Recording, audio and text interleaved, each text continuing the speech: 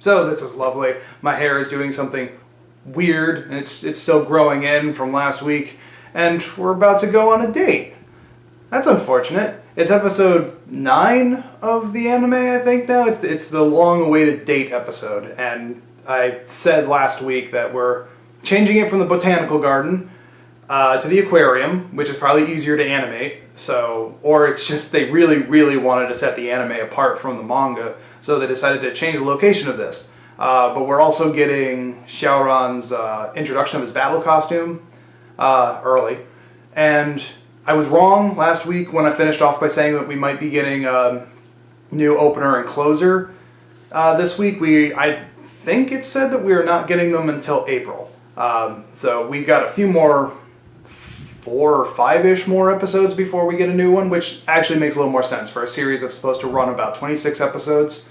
Yeah, that makes a little more sense. It'll be like at 13 or 14. It'll also be on my birthday, apparently, because it'll be like April 8th, which is me. We also got an announcement for a movie, I think. I'm still looking through that. I'm coming off the con buzz, so my newsfeed has been a little inundated, and I'm still going through it, but I am hearing that we have a movie in store, so when I have some more information on that, I will talk about it more. But for now, let's go ahead and just watch the date episode.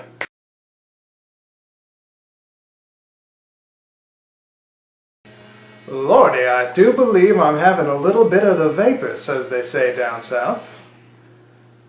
It's a Nakayoshi gift. Wow, okay, this was really good. Like, the baseline for me with Sakura is, like, I'm always going to enjoy it, but, like, this was a really good episode. Yeah, I was not necessarily keen on the idea of changing the venue for the episode, but wow, okay. So what happens? Sakura and Xiaoran go on their date at the aquarium, and then they capture Spiral. So, like I said last week, yeah, it's Spiral. And I'll talk about Spiral, because that was really cool, too. This episode was a lot of callbacks. Like, this was basically, I almost want to say the director of this episode worked on episode 3 of the original anime and just wanted to do a rehash of their original story. So, yeah. This episode was just callback after callback. It's like, hey, we're at the aquarium. I caught a cloud card here. It's like, yeah, we went to this penguin show. That's where I first saw the cloud card. And it's like, oh yeah, and I was having lunch here. And then the cloud card broke the water tank with all the fishes. And oh look, a clear card is breaking it. It's like, so it was callback after callback. And then, yeah, they sneak into the aquarium. They get to use Lucid to sneak around a little better because this time the aquarium has hired guards. Including, well, not hired guards, but they do have the same guy working at the front desk, so how's that for continuity? Again, it's only been a couple of years in show, but 20 years later, they still got the same security guard. Yeah, the fight with Spiral is a lot longer than it was in the manga.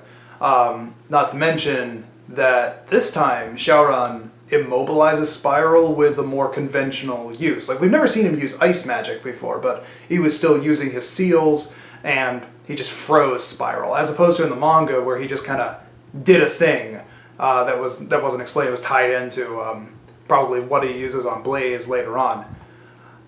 So yeah, what was good about this episode? Animation was great. Like, the fight with Spiral was very active. I liked Spiral itself. It was like a killer Slinky, and yeah, Slinky is probably a good way to explain it. Like, it could split, you could cut it up into pieces, it would just pull itself back together. It's just a straight line of swirling blender death. So it looked really cool. And then, like, when she's capturing it, it's got like that spiral design going down. The actual date itself, again, a lot of rehashes, but it was also really charming.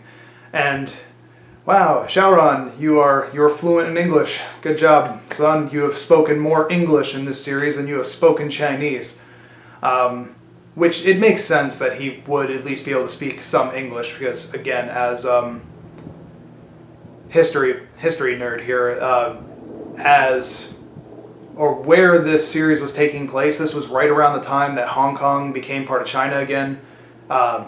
after being part of England. So I don't know exactly how prevalent English was in Hong Kong, but I imagine that it was not uncommon to be able to speak some functional English if you were a Hong Kong resident. And given the manga takes place right now in 1998, I think, 1999, so that's right on the year. Which is why I thought, or joked at the very least, that the reason that Xiaoran had to go home in the original series was so that he could do all of his citizenship paperwork, because that was right when they were handing the country back over. But I'm rambling about history. What else?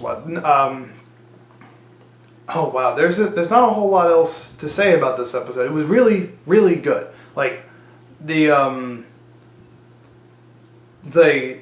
wow, I'm blanking.